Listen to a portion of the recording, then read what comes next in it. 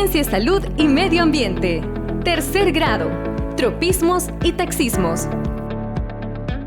Bienvenidos amigos a esta clase de Aprendamos en Casa.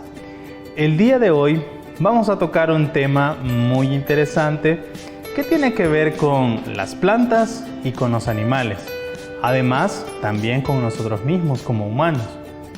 En primer lugar, te quiero preguntar, ¿has visto alguna vez una planta caminar? ¿O has visto alguna vez un animal que no se mueva y que esté quieto toda su vida? Es posible que estas dos cosas no las hayas visto aún. Sin embargo, en la naturaleza existen muchas cosas interesantes con respecto a movimientos y a reacciones que tienen los seres vivos, sobre todo con diferentes tipos de estímulos.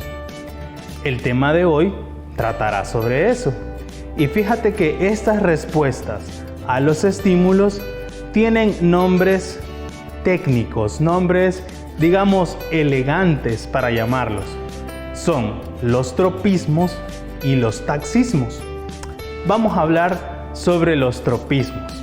Tal vez la palabra suene un poco extraña, sin embargo, el significado esencial es muy sencillo. Un tropismo significa el movimiento o desplazamiento en cierta dirección de una planta con respecto a un estímulo. Y la palabra taxismo se refiere también a un movimiento direccional de los seres vivos, en este caso, sobre todo de animales, a reacciones distintas del ambiente. Entonces, podemos hacer la distinción. Tropismos es con respecto a plantas y taxismos es con respecto a animales, sobre todo. Así que comencemos este tema y empecemos a ver más sobre los conceptos de estos, que son diferentes tipos de tropismos y diferentes tipos de taxismos. Comencemos. En 1880, Charles Darwin estudió un tipo de movimientos que se dan en las plantas. Observó que se producía una curvatura en el ápice de las plantas que se extendía gradualmente hacia abajo en respuesta a la luz. Mediante experimentos cubriendo el ápice, observó que no se producía la curvatura en la punta. Este hecho hizo pensar a Darwin que debía existir algún factor que se transmitiera desde la punta de la planta hacia zonas inferiores, promoviendo dicha curvatura. En 1926, el botánico holandés Frits Warmond Went descubrió que ese factor era la hormona auxina y que se mueve hacia el lado oscuro de la planta, la parte que no recibe luz, causando que las células en esa zona crezcan más que las que se encuentran en el lado iluminado de la planta, produciéndose la curvatura.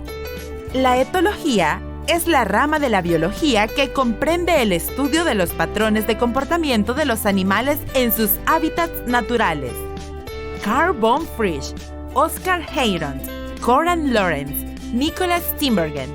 Ellos hicieron diversos experimentos, así como investigaciones sobre la capacidad sensorial de los peces e insectos y otros organismos, concluyendo que la conducta de los organismos está desencadenada por los estímulos del ambiente y que esto mismo les provee las ventajas para que un animal sobreviva y se reproduzca.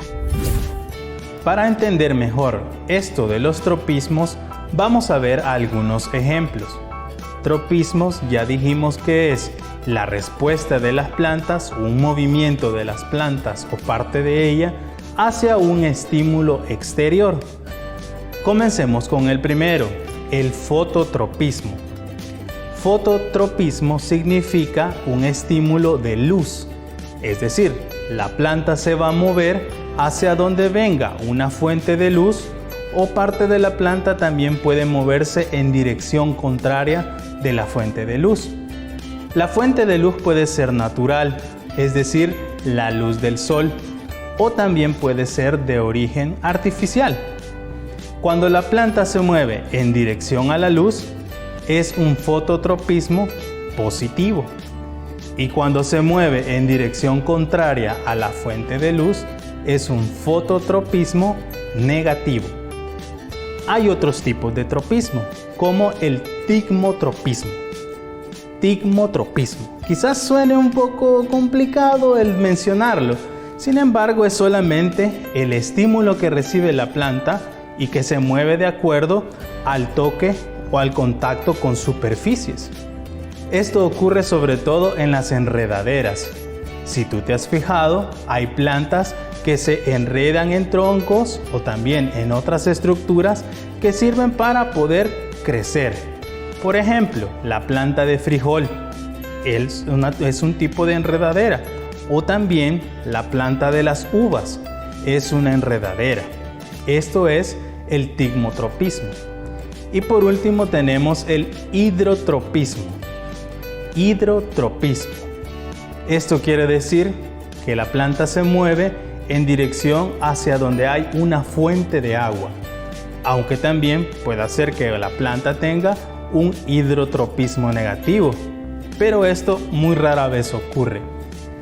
Entonces, fototropismo, tigmotropismo, hidrotropismo son estímulos diferentes en las plantas.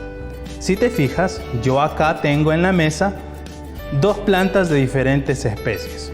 Una en una maceta con tierra y la otra en un vaso con agua. Si hablamos sobre el fototropismo, notarás que las plantas pues siempre crecen los tallos fuera de la tierra, igual que las hojas, y las raíces van en dirección hacia adentro de la tierra. Si te fijas en la planta que tengo con agua, podemos observarlo de esta manera.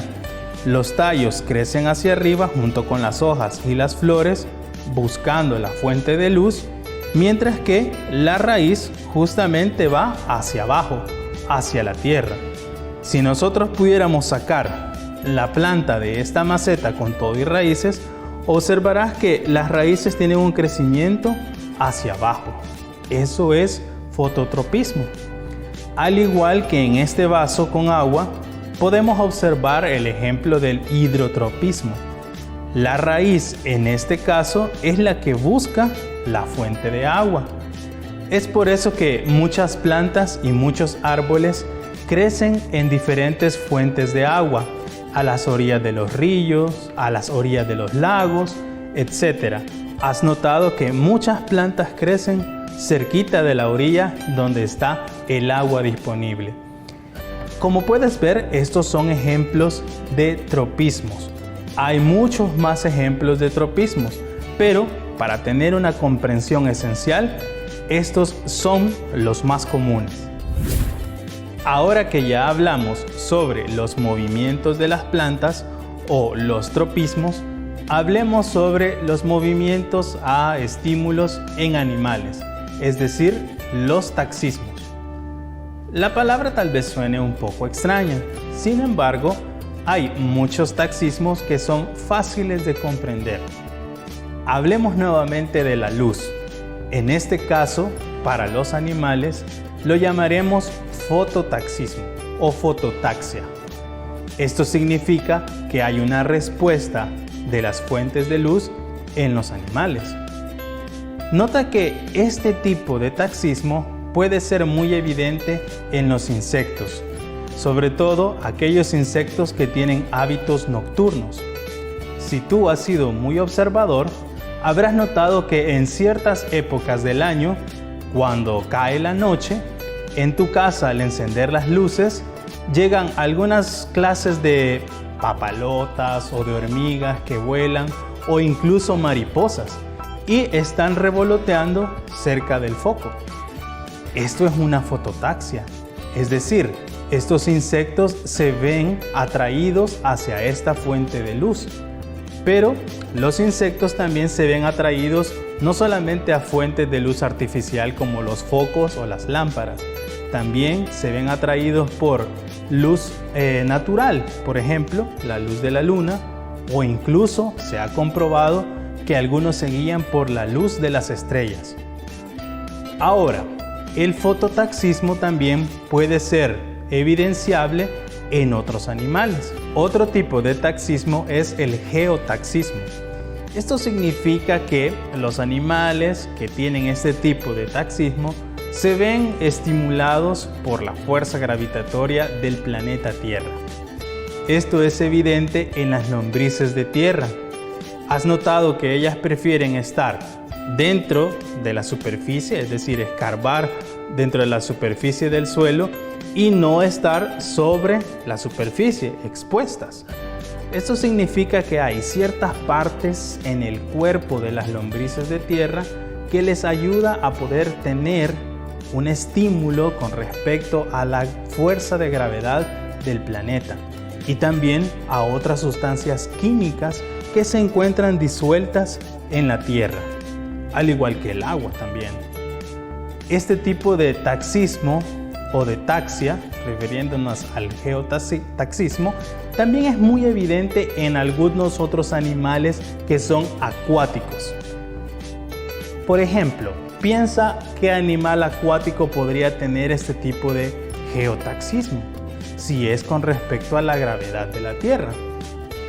Sin embargo, te resultará muy sorprendente saber que las medusas y las anémonas, estos animales que parecen gelatinosos y que parecieran que están flotando muy suavemente en el agua, tienen este tipo de taxismo.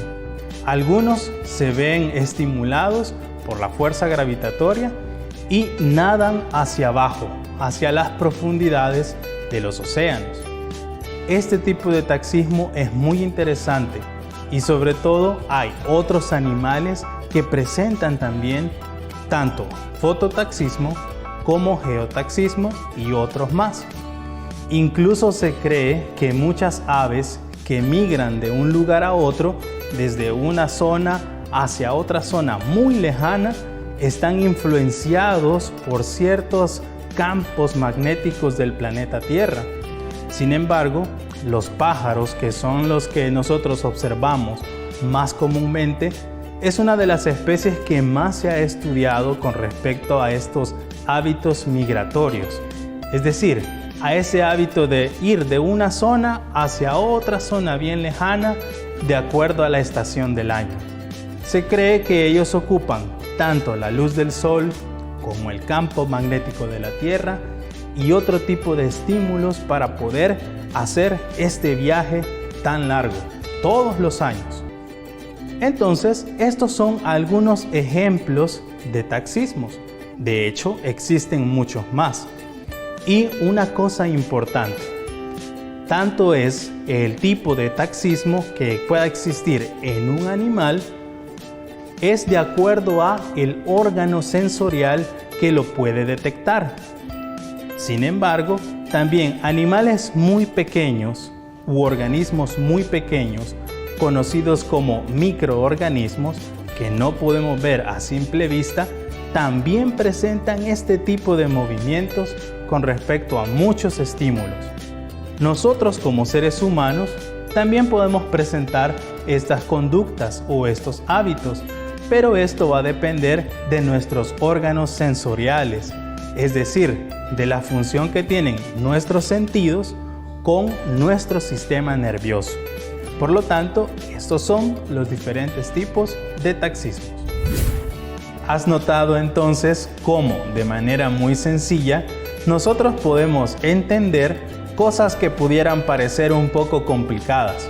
Este es el caso de los tropismos y de los taxismos.